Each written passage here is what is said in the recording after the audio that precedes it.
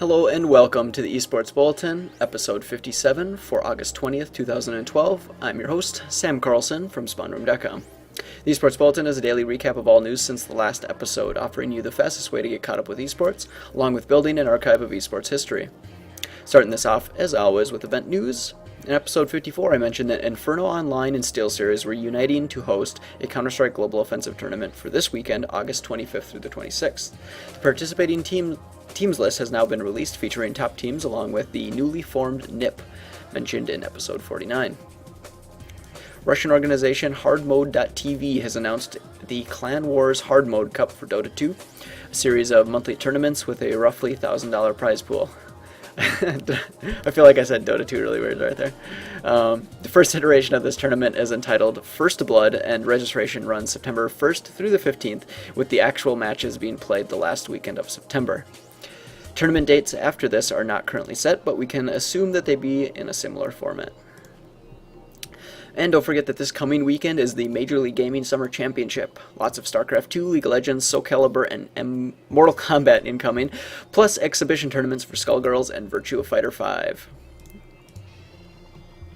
In player and team news, we got some more Counter-Strike Global Offensive announcements, this time with Counter-Strike 1.6 player Juna Natu Lepinen coming out of retirement to play on the newly formed team called the Hawks.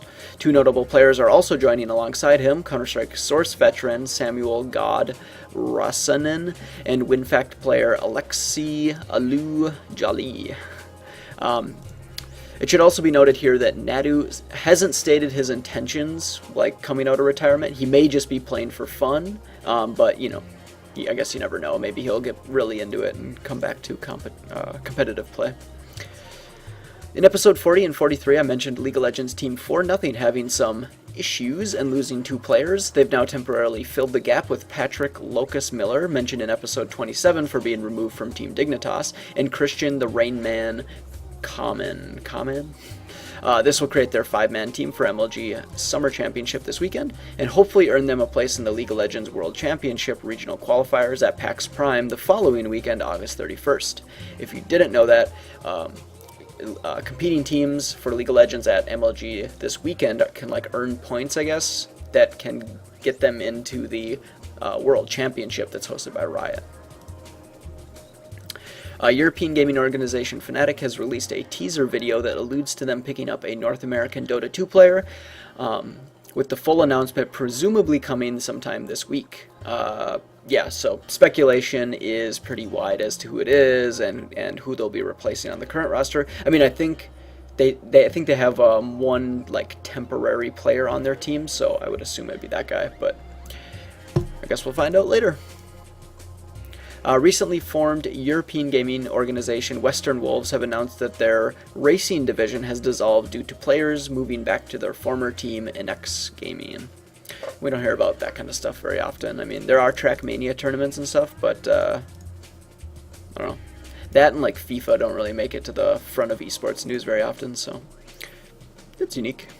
In patch news, Counter-Strike Global Offensive received another update today with under 24 hours till release. This patch addressed more bugs and minor issues to ensure the game is as close to polished as possible when it goes live tomorrow. Notably, this includes fixing that annoying dubstep noise that was in DE Train. I noticed it on Nuke. I think it was on Inferno. But yeah, it was really annoying. You'd just be running around and all of a sudden it'd be like or whatever, and oh my god, it was so stupid. But apparently that's fixed now, so sweet. In miscellaneous news, in yesterday's episode number 56, I mentioned Mr. Wizard stating that EVO 2013 would not include Street Fighter Cross Tekken.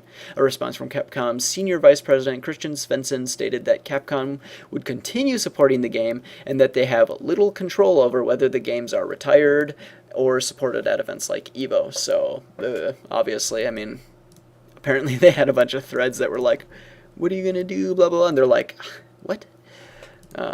So just a little bit of an update there.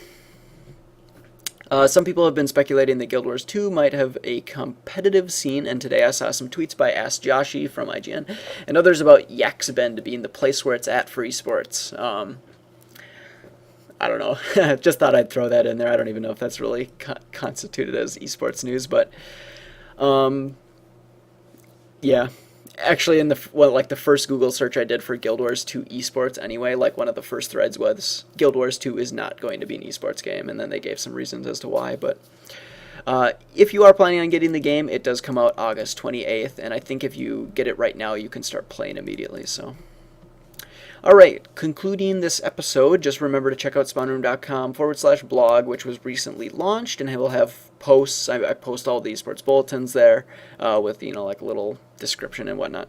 And I would also like to give a shout out to the Indie StarCraft Team League, or ISTL, a tournament designed to give semi-professional players a platform to compete on and get their name out there, since every match is streamed by Impulse Esports, the organization that hosts it. I wanted to give them a shout out earlier. I think I might have on Twitter or on the site or something at one point, just because they contacted me and they want, they needed some, like a shout out or whatever. So I probably should have done this like a long time ago in earlier episodes, but I just kind of forgot. So I thought I'd just do it now. They're currently on their third season, with open qualifiers having just ended, taking the top 2 teams from each of these 2 qualifiers, plus the invited teams, and they will now go to head-to-head in StarCraft 2 for this season's prize pool. So you can go to impulseesports.com, you can find the stream and all the, the information you need, and they post updates on Team Liquid and stuff like that. So, yep, go to impulseesports.com, check them out, do the stuff follow on Twitter, like on Facebook, blah, blah, blah, blah, blah. So, as usual, thank you very much for watching. Consider subscribing, following on Twitter. Yep. See ya.